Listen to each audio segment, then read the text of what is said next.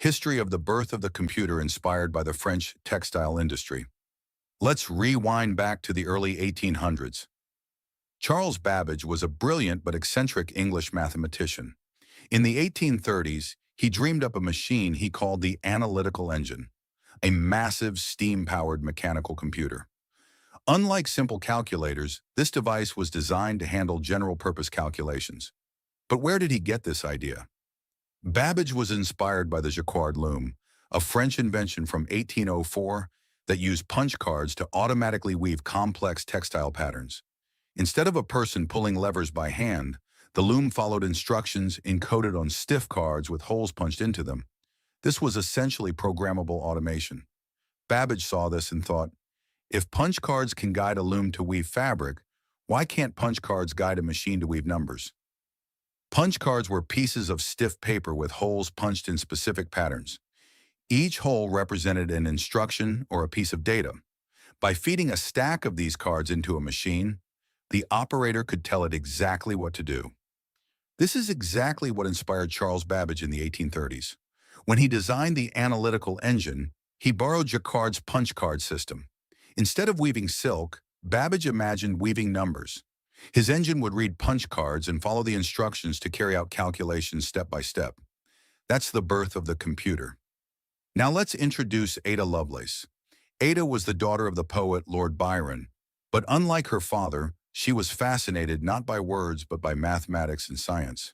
In 1833, at a party in London, Ada was introduced to Babbage by her tutor, Mary Somerville, who was one of the great science writers of the time. Ada was only a teenager, but she quickly grasped Babbage's vision. A few years later, Ada translated an Italian paper on Babbage's Analytical Engine. But she didn't just translate it. She added her own extensive notes, which ended up being 3 times longer than the original paper. Inside those notes was something revolutionary, the first published algorithm intended for a machine. An excerpt from a letter.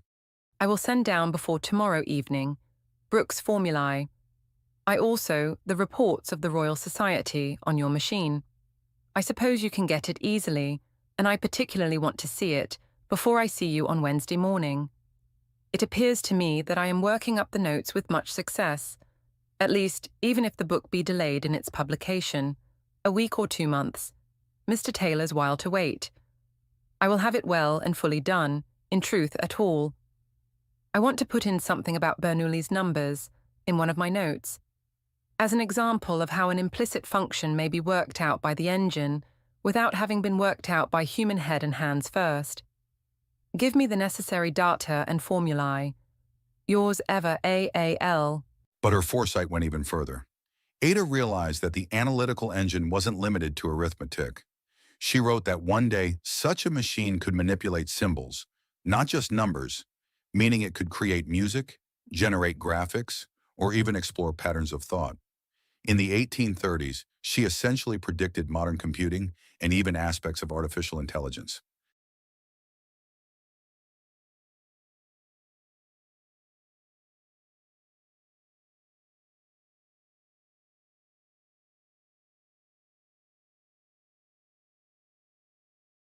History of Computers, Episode 2, Punch Cards and IBM, 1890s to 1930s. After Charles Babbage's Analytical Engine and Ada Lovelace's breakthrough ideas, the next leap forward came not from theory, but from necessity. By the late 1800s, the U.S. population had exploded. The 1880 census had taken nearly 8 years to complete by hand, and the 1890 census threatened to be even worse. In 1890, a young engineer named Herman Hollerith introduced his tabulating machine. Using punch cards to store data, his invention allowed census workers to process millions of records in record time. What once took years was reduced to just 2 years. This was the first large-scale application of automated data processing and the birth of a new era. By 1896, Hollerith founded the Tabulating Machine Company to commercialize his system. But he was not alone.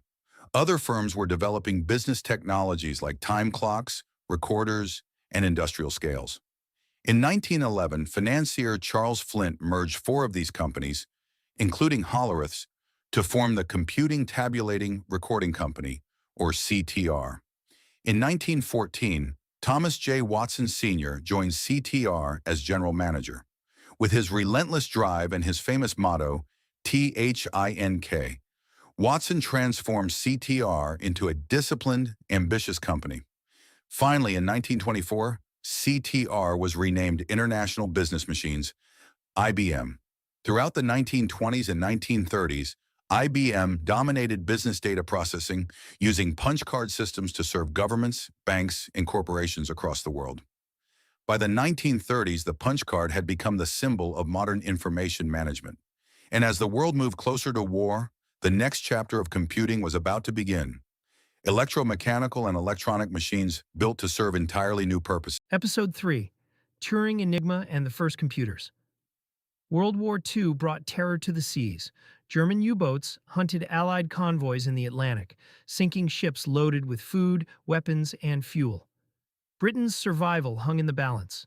The Nazis' advantage came from the Enigma machine, a cipher device that scrambled messages into codes with billions of possible combinations. Each day at midnight, the Germans reset the machine, making their communications seem unbreakable. At Bletchley Park, Britain's top-secret code-breaking center, mathematician Alan Turing faced the impossible task of breaking Enigma. The British held one crucial advantage: captured Enigma machines taken from German vessels, which revealed how the system operated.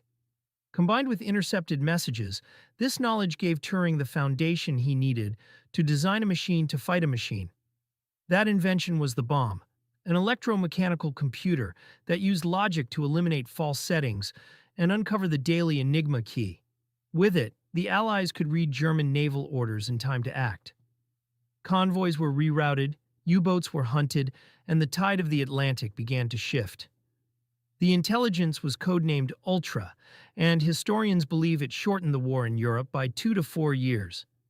This secret work at Bletchley, later dramatized in the film The Imitation Game, showed the world what Turing had long imagined: that machines could do more than arithmetic. They could be built to solve problems and even think.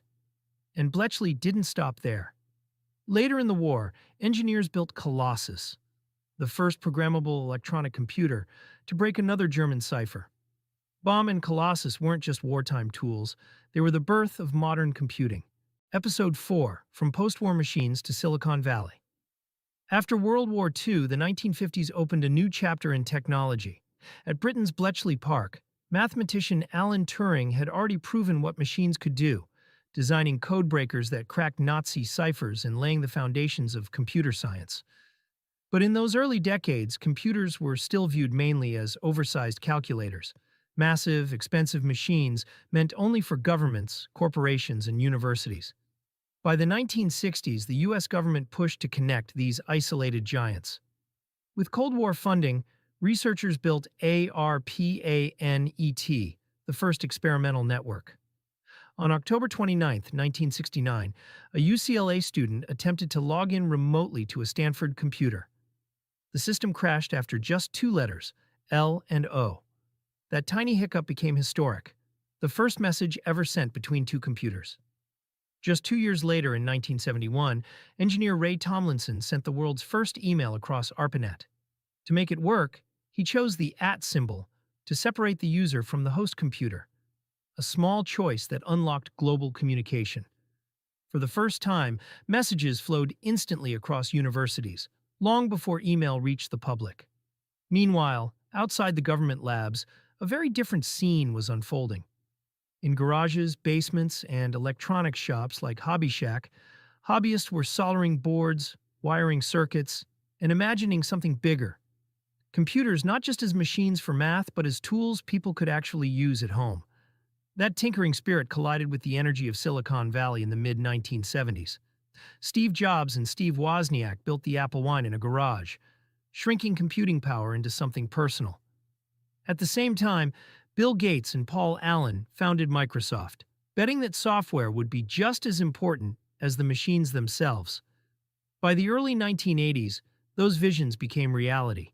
IBM entered the personal computer market, bringing its massive reputation and resources to bear. Their IBM PC, running Microsoft DOS, quickly became the gold standard. But unlike IBM's proprietary hardware, DOS was designed to be neutral and compatible, so it could run on other manufacturers' machines as well. Please subscribe to the channel. Thank you. Episode 5, The 80s, IBM Clone Wars and Gaming Console. Phase 1, the 1980s, opened with two parallel revolutions, one in the office and one in the living room.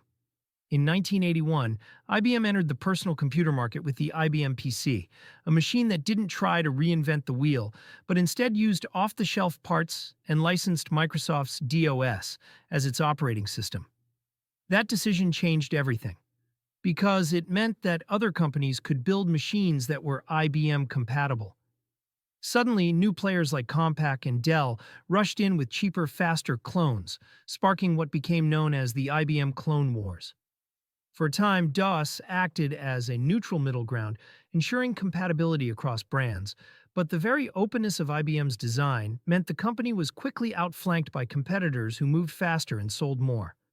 Meanwhile, in homes across America, a different kind of machine was shaping culture: the Atari 2600. Its interchangeable cartridges made gaming a household activity for the first time, but the market quickly flooded with low-quality titles, culminating in disasters like the infamous ET cartridge. The result was the video game crash of 1983, when retailers lost faith, and it seemed as though home gaming might disappear entirely. Then, in 1985, Nintendo arrived with the NES, a console that not only revived the industry but redefined it. With the Nintendo seal of quality, strict licensing rules, and groundbreaking titles like Super Mario Bros., Zelda, and Metroid, the NES restored trust and cemented gaming as a cultural force. By the end of the decade, the stage was set for Phase 1 of the console wars, Nintendo versus Sega, with Atari fading into history.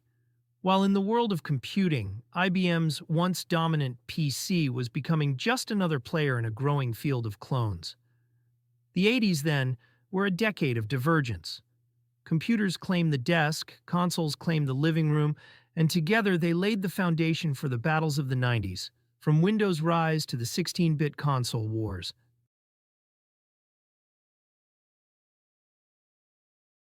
Between 1990 and 1995, computers and consoles raced forward together, side by side, changing the way we played, worked, and connected. On the PC side, VGA and SVGA graphics take over, moving from 640 by 480 resolution to 800 by 600, with support for 256 colors. At the same time, the old 640 kilobyte memory limit, once thought to be enough for anyone, is finally being broken. PCs expand into megabytes of RAM, unlocking far more powerful software. IBM's once iron grip on the PC market started to slip as Compaq, Dell, and Gateway rose to power. In 1992, Microsoft launched Windows 3.1, making the graphical desktop more common in homes and offices. Meanwhile, in the living room, the 16-bit console wars raged on. Sega's Genesis went head-to-head with Nintendo's Super NES, Sonic vs. Mario. By 1993, PCs were making a leap forward. Windows NT appeared for businesses, and for gamers, the first dedicated 3D accelerator cards began to emerge. In 1995, Microsoft dropped Windows 95, complete with the Start button, taskbar, plug-and-play hardware, and built-in Internet Explorer. It wasn't just software. It was a cultural event. At the same time, the console landscape was about to change forever. Sony entered the arena with the PlayStation in 1994 in Japan and 1995 worldwide. CD-ROMs replaced cartridges, allowing bigger games, cinematic cutscenes, and full 3D graphics. Sega tried to compete with the Saturn, but its complex hardware slowed developers down.